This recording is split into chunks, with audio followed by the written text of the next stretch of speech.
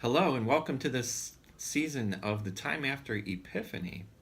It's known as the green season, which is kind of strange because normally in the middle of winter, when we see lifeless trees and brown everywhere, and occasionally we see white snow fall on us and sleet and things like that, it's funny to think of green. But green, the church has chosen green to be the color of this season because it is a season of growth. It is a season after Advent and Christmas, a time after the Epiphany, a time after the wise men of old brought gifts to the infant Jesus and brought treasures in their chests. They brought gold and frankincense and myrrh. And just as there are treasures to be opened up from the gifts that were given to Jesus, so we have treasures in this season in our lectionary of things that we can open up and grow in. We have this is pretty much called the bread and butter of Christianity during this season, and we'll be studying that. It's pretty much Christianity 101, I guess is the way we could call it. We have themes such as the deity of Christ. We have the Son of God, in whom God is well pleased. The voice comes down from heaven. We have the Lamb of God, and that is this particular week, actually, that this is being recorded in. The Lamb of God who takes away the sin of the world. We'll be examining the book of Matthew in what is called the Year A in the lectionary. And in these coming weeks of the time after Epiphany, we'll be seeing Jesus calling his first disciples along the seashore, telling them to drop their nets and follow him. We'll be having, in Matthew 5, the Beatitudes, as you're probably familiar with. Blessed are the poor in spirit. Blessed are the meek. Blessed are those who are persecuted. Those areas in which we often find ourselves, or the people who are on the edges in this world and on the margins, those are the people who are blessed. We'll learn about what it means to be salt and light in this world during one of our weeks. On the second week of Epiphany, we are in the book of John, though, for the Lamb of God takes away the sin of the world.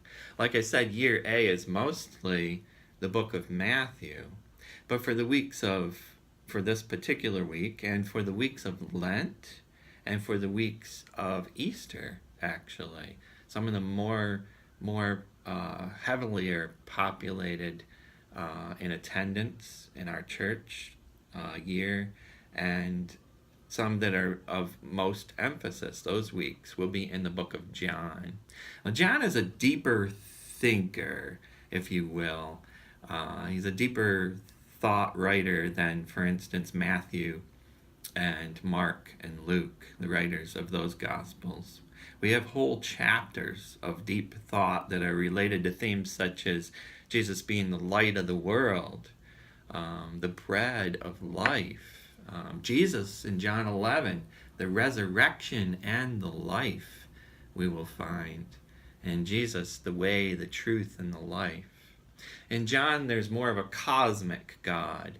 In last week's sermon, we saw that Jesus was the Word that was with God in the very beginning. In John 1, in the beginning verses of John 1, we found out that Jesus was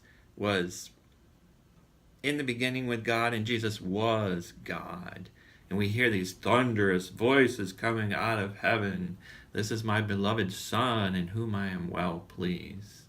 So John is more of a style of a cosmic kind of preacher, kind of otherworldly, if you will.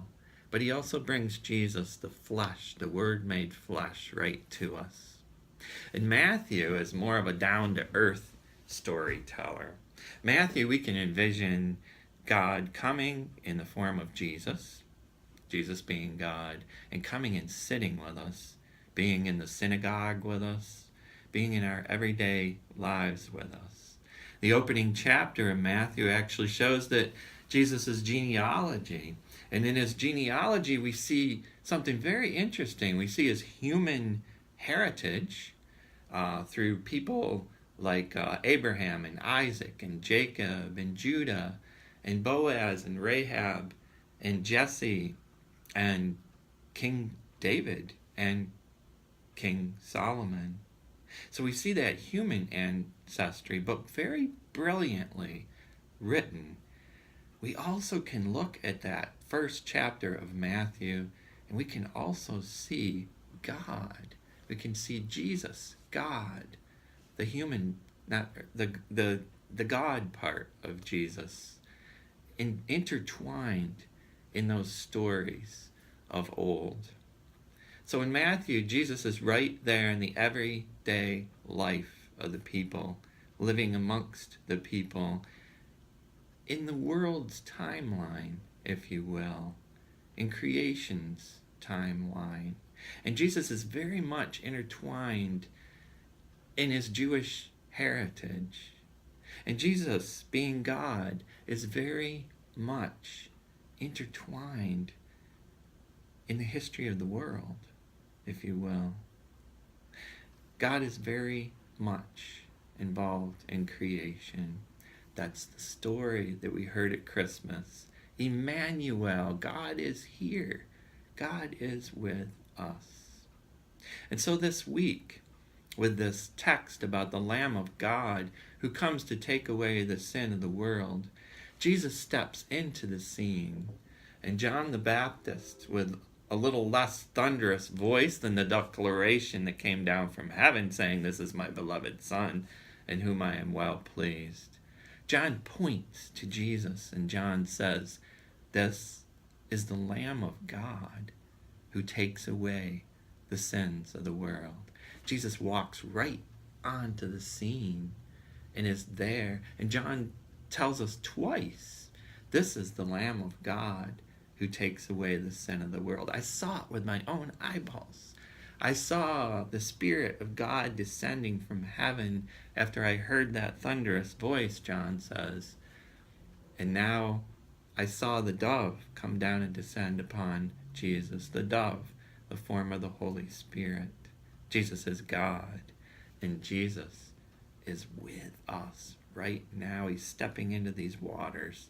Jesus is coming down off from the hill here, and twice John says, "Look, that's the Lamb of God."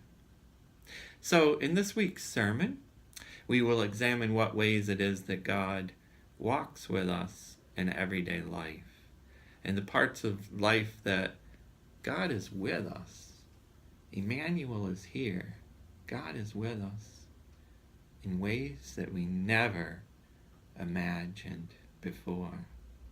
That is what this time of Epiphany will end up, the time after Epiphany will end up being, that God is with us in all moments in our life. I'm excited to share these moments with you. May God be with you in this day. May God be with you in this week. May God be with you in this season, as God is with us at all times.